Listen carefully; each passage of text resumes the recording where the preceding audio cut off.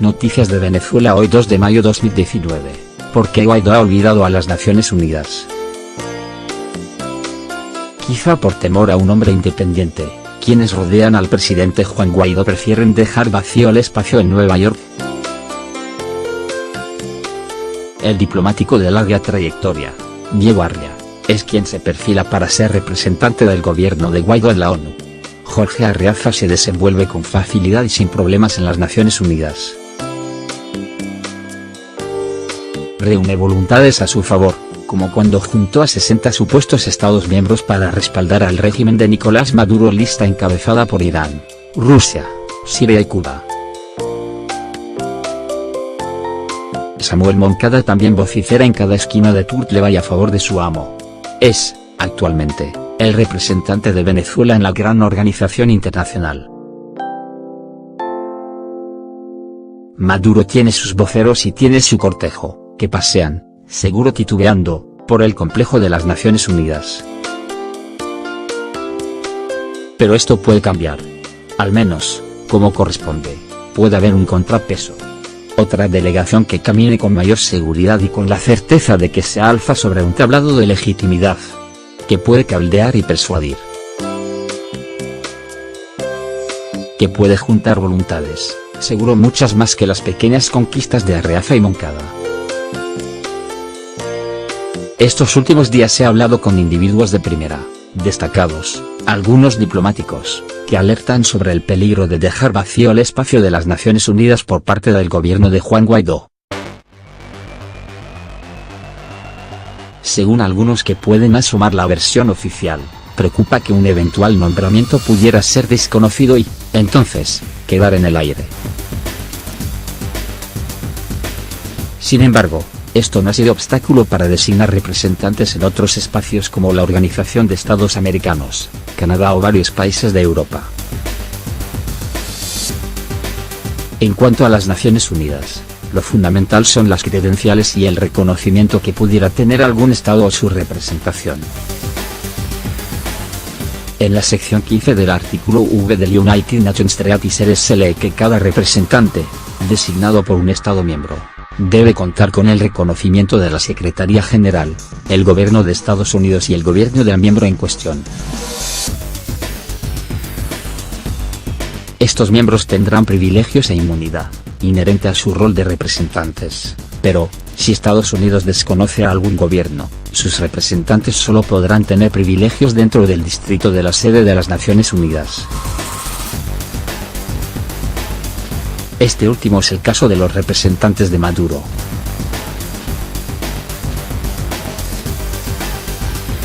No obstante, aún es fundamental, para poder avanzar, lo tocante a las credenciales. Y todavía las carga Moncada. El ex embajador en las Naciones Unidas y diplomático de carrera venezolano, Milos Alcalá, dijo al Panam Post que Naciones Unidas tiene una comisión de credenciales, que es la que acepta a los países miembros que participará en el período de sesiones de la Asamblea General.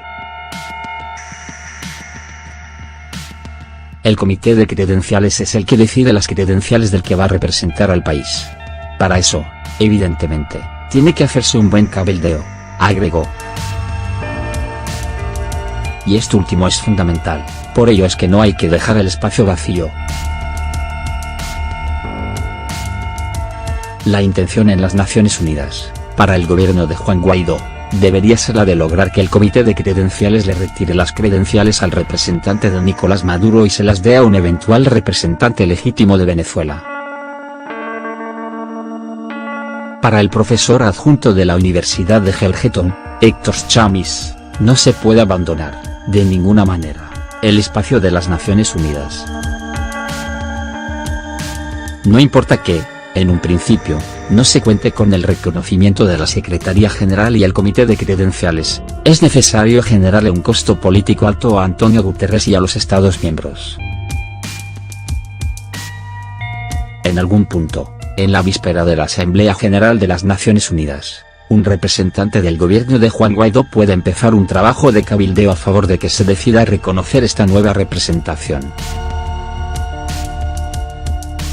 Se tiene que designar a alguien que pueda hacer el contacto con cada uno de los embajadores, con tiempo, de manera que cuando este tema se vaya a tratar en la Asamblea General, y se vayan a nombrar los miembros del comité de credenciales, ya el representante de Guaidó haya hecho ese trabajo de carpintería, apuntó Alcalay. En concreto, es el comité de credenciales el que, en principio, aprueba una propuesta que trasciende a la Asamblea General y que, bajo el criterio de un país un voto, se acepta una representación. No obstante, mientras tanto, es urgente que esté quien haga contrapeso a la presencia de Moncada y Arreaza. El proceso es largo, pero hay que iniciar la faena. Sin embargo, el gobierno de Juan Guaidó aún no ha, siquiera insinuado, la posibilidad de designar a su representación en las Naciones Unidas. Sí lo ha hecho en la Organización de Estados Americanos, el Banco Interamericano de Desarrollo y en países europeos donde aún los representantes no tienen la responsabilidad de embajador. ¿Por qué? ¿Qué ha impedido al gobierno de Guaidó apuntar a ese espacio tan esencial? Un hombre, que también es una institución, pero incómodo. El 4 de marzo publiqué un tuit que leía: escribo esto, a título personal, parcializado y desautorizado por el aprecio que le tengo. Los últimos tuits de Diego Arria demuestran su altura en este momento histórico de nuestra república. Desearía verlo en las Naciones Unidas representando a Juan Guaidó. 3.568 personas dieron retweet a la publicación. Unas 117.000 dieron like. Más de 400 personas comentaron que apoyaban la moción. Chamis, de Gelgeton, dijo en ese momento: sus tweets y su trayectoria demuestran su altura. Su mensaje lo comentó el reconocido filósofo Eric del Búfalo con un: no hay mejor candidato. Ambos mensajes tuvieron más de 300 likes. Mi publicación fue secundada por el prestigioso periodista Manuel Malaver. Estoy de acuerdo, se ha fajado desde los comienzos del chavismo y no puede ser incluido en la lista de pensionados de los partidos en que están resultando los nombramientos de Guaidó. Gran iniciativa. Arria la ONU, dijo, al respecto, el escritor y periodista cubano de larga trayectoria, Carlos Alberto Montaner. El editor y empresario David Morán, el escritor Antonio Sánchez García y miles de venezolanos se sumaron. A todas estas, Arria en Nueva York sin saber que las redes sociales estaban siendo tomadas por un movimiento en su nombre.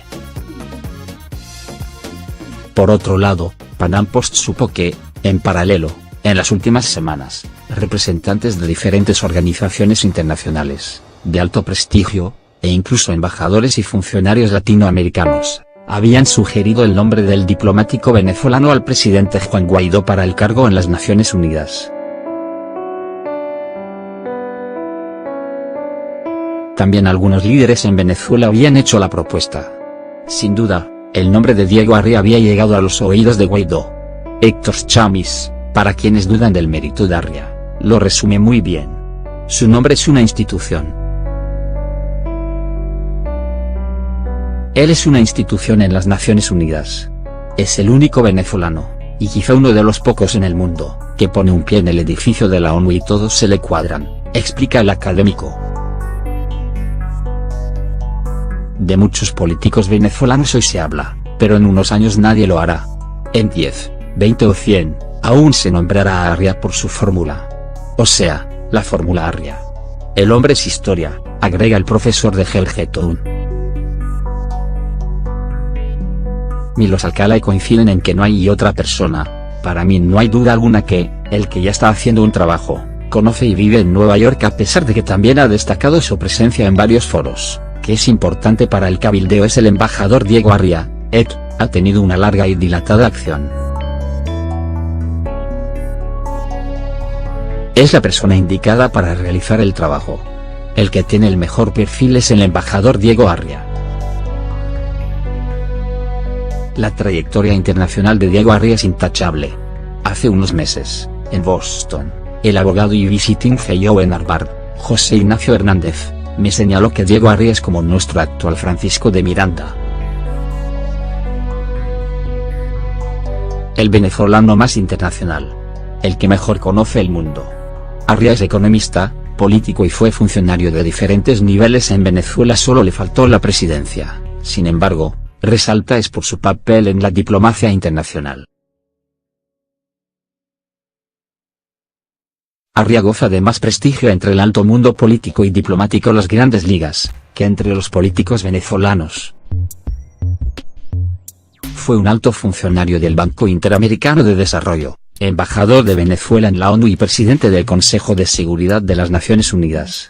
Fue secretario general asistente y consejero del entonces secretario general de las Naciones Unidas, Kofi Annan.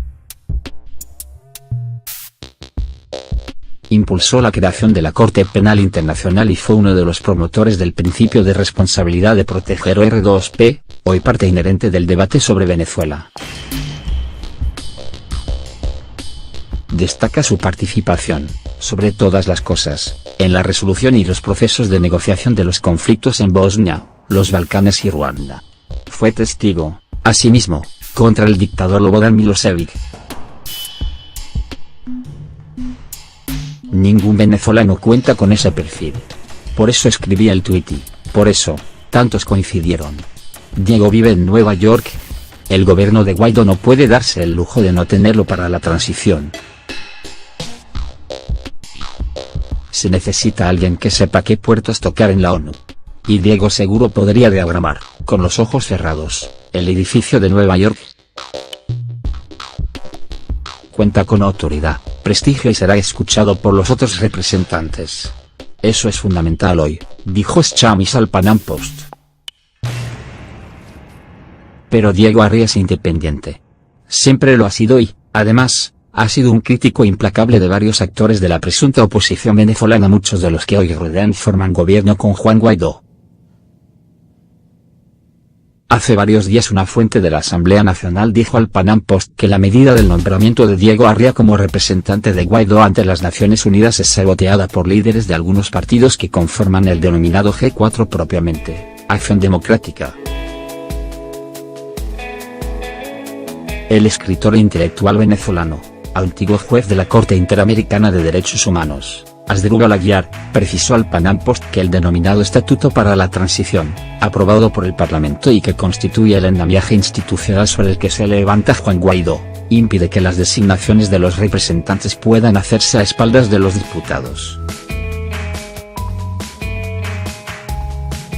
Se puede intuir, también, que un representante ante las Naciones Unidas del gobierno de Guaidó, inmediatamente tendría gran relevancia. Arria es, además de independiente, un sopable. Difícilmente se subordina a otros. La experiencia inmediata así lo sugiere, cuando fue representante del gobierno de Carlos Andrés Pérez en las Naciones Unidas, Arria de por sí era una estrella en el gran cuadrilátero del mundo. Su rol, en ese momento, también incomodaba al establishment político. Entonces, hay varios elementos que deben ser considerados en torno a su hipotética designación. ¿Qué ocurriría si, por temor a su condición de independiente y a su propia investidura y relevancia, el gobierno de Juan Guaidó designa a otra persona que no sea Diego Arria? ¿Sería razonable? ¿Desoír a todos aquellos, como los representantes de alto nivel, que han propuesto su nombre? Es claro que el gobierno de Juan Guaidó tiene un candidato. Al hablar con el Panam Post, Diego Arria dijo que no le han propuesto la representación. No especificó si tiene tiempo o no para subir el cargo. Pero debería ser él el que lo rechace, en todo caso. Su agenda es apretada. Va por el mundo denunciando la tragedia venezolana. Recientemente, en el Geneva Summit, pidió a la comunidad internacional activar el principio de responsabilidad de proteger para impedir que Venezuela se convierta en otro caso vergonzoso para el mundo, como lo fue Srebrenica, Bosnia o Ruanda. Me cuesta creer que haya una razón valedera para que no designen a Diego. Sería muy mezquino si no han ocupado ese espacio en las Naciones Unidas por temor a la reacción cuando elijan a otro que no sea Diego.